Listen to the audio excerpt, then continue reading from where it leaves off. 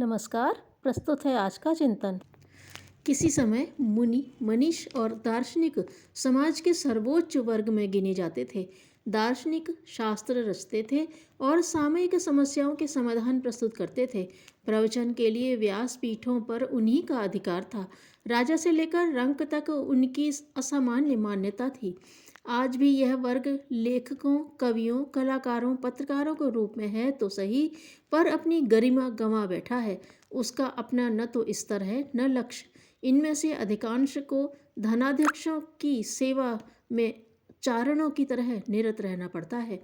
जो उनसे सोचने के लिए कहते हैं सो ही सोचते हैं, जो लिखने का निर्देश मिलता है सो ही लिखते हैं।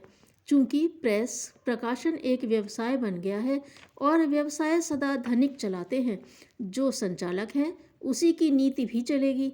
इन दिनों अनेकानेक पत्र पत्रिकाएं निकलती हैं, पुस्तकें भी छपती हैं, पर उनमें लेखक की अपनी कोई स्वतंत्र आवाज़ नहीं। प्रकाशक को जिसमें अपना लाभ दिखता है, लेखक वही लिखता है, क्योंकि पैसा उसे अपने मालिक की मर्जी के अनुरूप लिखने का मिलता है। अब स्वतंत्र लेखक नहीं रह गए हैं जो अपनी मर्जी से लिखे। यदि मर्जी हो भी तो वह मालिक की मर्जी से भिन्न नहीं होनी चाहिए, अन्यथा मालिक ऐसे धंधे में पैसा क्यों लगाएगा जिसमें उसे लाभ नहीं दिखता। लेखक का अपना निज का कोई प्रेस नहीं। जो कहीं जहाँ तहाँ हैं वे प्रतिस्पर्धा में ठहर न पाने के कारण लंगड़े लूले ज्यों त्यों करके चलते हैं। उन्हें न ग्राहक मिलते हैं और न खपत का जुगाड़ बनता है। ऐसी दशा में स्वतंत्र प्रेस का अस्तित्व प्रायः नहीं के बराबर है। लेखक, चिंतक या दार्शनिक अब घटते या मिटते जा रहे हैं। मनीषियों में दूसरा वर्ग वैज्ञानिकों का है। पुरातन काल में वैज्ञानिकों और दार्शनिकों की जिम्मेदारी एक ही वर्ग उठाता था। जिनकी रुचि भौतिक क्षेत्र में होती थी वे चरक, कणाद, नागार्जुन, याज्ञवल्क्य, द्रोणाचार्य आदि की तरह भौतिक अनुसंधानों को हाथ में लेते थे। अन्यथा व्यास, कपिल, वशिष्ठ, गौतम की तरह युग दर्शन में नए अध्याय जोड़ते रहते थे। इन दिनों दोनों की ही दुर्गति हुई है। वैज्ञानिक आविष्कारकों की एक पीढ़ी बहुत ही प्रसिद्ध और कृतकृत्य हुई थी। उसने सामान्य योग्यता रहते हुए भी ऐसे आविष्कार किए थे जिससे जनसाधारण को असीम और असाधारण लाभ पहुंचा। बिजली का आविष्कार उसमें सर्वाधिक महत्व का है।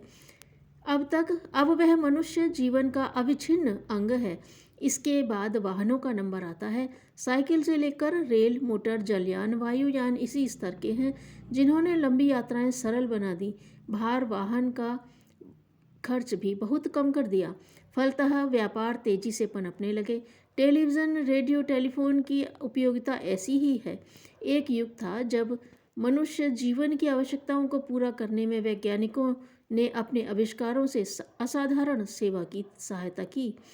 उत्पादन में काम आने वाले अनेक छोटे बड़े यंत्र ऐसे भी हैं जिनके लिए मनुष्य जाति उनकी सदा कृतज्ञ रहेगी।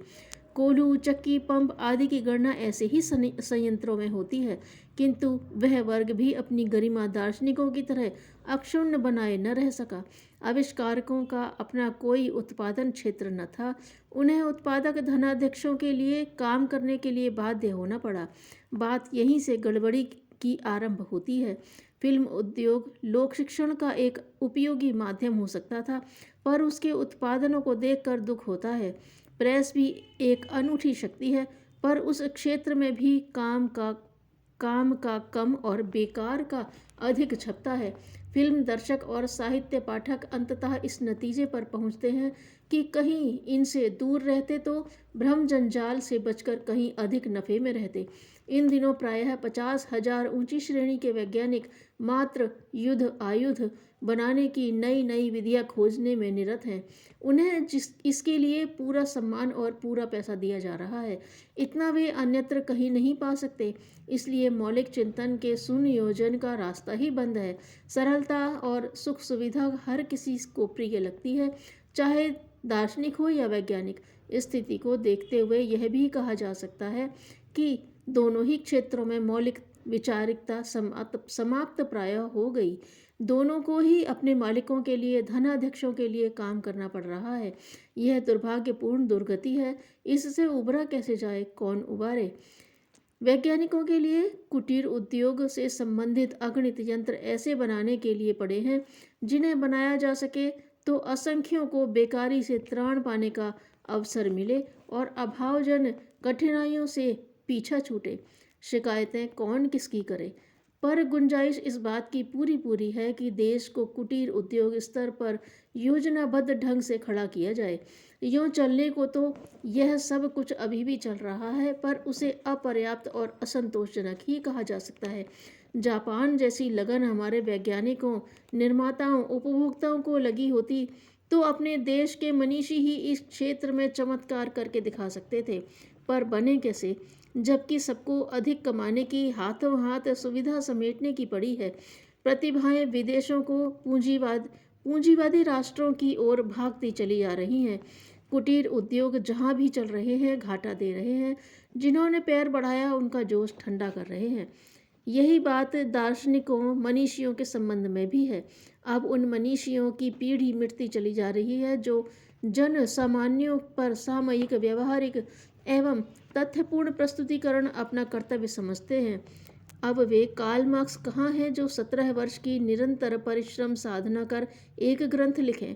अब वे परिवार, पत्नी, बच्चे कहाँ हैं जो पुराने कपड़ों को काट कर नए बनाए और अपना पेट पालते हुए लेखक को अपनी तपस्या में लगे रहने दें। दार्शनिकों और वैज्ञानिकों का क्षेत्र सूना हो जाना अथवा उनका अपने स्तर से नीचे उतर आना, भटक जाना बहुत ही बुरी बात है। इस स्तर के ब्रह्मचेता लोग जब भटकते हैं और दिशा भ्रम देने वाला, हैरानी में धकेलने वाला कर्तृत्व रचते हैं तो उसकी प्रतिक्रिया अत्यंत भयंकर होती है। पुराने जमाने में उन्हें ब्रह्म राक्षस कहा जाता था। वैज्ञानिक और दार्शनिक हमारी एक मुहिम है। वैज्ञानिकों को समझाएंगे कि युद्ध के घातक शस्त्र बनाने में उनकी बुद्धि सहयोग देना बंद कर दे। गाड़ी अधर में लटक जाए, दोनों पक्ष इसी फिराक में हैं कि उनके वैज्ञानिक ऐसे अमोघ उपाय निकाल लेंगे जिससे अपनी जीत निश्चित रहे और सामने वाला अपंग होकर बैठा रहे। उच्च स्तरीय वैज्ञानिकों की प्रतिभा और सूझबूझ उन्हें वैसा न करने देगी जैसी की अपेक्षा की जा रही है। अब उनका मस्तिष्क ऐसे छोटे उपकरण बनाने की ओर लौटेगा जिससे कुटीर उद्योगों को सहायता देने वाला नया माहौल उफन पड़े। हमारा प्रयत्न होगा कि सादगी आंदोलन चले, विकेंद्रीकरण की बात सूझे, लोग हाथ की बनी वस्तुओं से काम चलाने की आदत डालें, फैशन छोड़ें, अपव्यय, ठाट बाट के विरुद्ध जनता में घृणा भाव उत्पन्न हो, दैनिक आवश्यकता की अन्यान्य वस्तुएं गांवों में बने। इस कार्य में शायद पूंजीपति और सरकारें सहमत न हो तो भी यह सादगी की, हाथ उद्योग की, देहातों में लौटने की हवा जन सामान्य में प्रारंभ करनी होगी। इसके बिना बेकारी का और कोई समाधान नहीं। प्रदूषण से निपटने के लिए छोटे उद्योग, छोटे कारखाने देहातों में चलाने से काम बन सकता है। खाली स्थानों पर पेड़ लगाने के लिए हर संभव प्रयत्न किए जाएं, क्योंकि बढ़ते प्रदूषण से बचने के लिए वही एक कारगर उपचार है। वाहनों की द्रुतगामिता कम की जा सकती है, बैलगाड़ियां काम में लाई जा सकती हैं, बिजली से चलने वाले वाहन भी विनिर्मित हो सकते हैं, साइकिल युग तो लौटने ही वाला है। शिक्षा क्रांति इन्हीं सिद्धांतों पर अवलंबित है। नौकरी के लिए उच्च शिक्षा प्राप्त करने की वर्तमान भेड़ चाल ने युवा वर्ग को दिग्भ्रांत, निराश एवं क्षुब्ध किया है। ऐसी शिक्षा ऐसी हो जो दैनिक जीवन की सभी आवश्यकताओं की जानकारी दे। जो विशेषज्ञ बनने के इच्छुक हैं उन विषयों को पढ़ें। सर्वसाधारण पर निरर्थक भार न लदे। लेखकों, दार्शनिकों का अब एक नया वर्ग उठेगा। वह अपनी प्रतिभा के बलबूते एकाकी सोचने और एकाकी लिखने का प्रयत्न करेगा। उन्हें उद्देश्य में सहायता मिलेगी। मस्तिष्क के कपाट खुलते जाएंगे और उन्हें सूझ पड़ेगा कि इन दिनों क्या लिखने योग्य है और मात्र वही लिखा जाना है। दार्शनिक और वैज्ञानिक दोनों ही मुड़ेंगे। इन दोनों खदानों में से ऐसे नर रत्न निकलेंगे जो उलझी हुई समस्याओं को सुलझाने में आश्चर्यजनक योगदान दे सके। ऐसी परिस्थितियां विनिर्मित करने में महाकाल का योगदान होगा, भले ही परोक्ष होने के कारण लोग उसे अभी देख या समझ न सके। समय की अवनति का दोष प्रत्यक्ष या परोक्ष रूप से मनीषा की निष्क्रियता पर ही लगता है। धन्यवाद।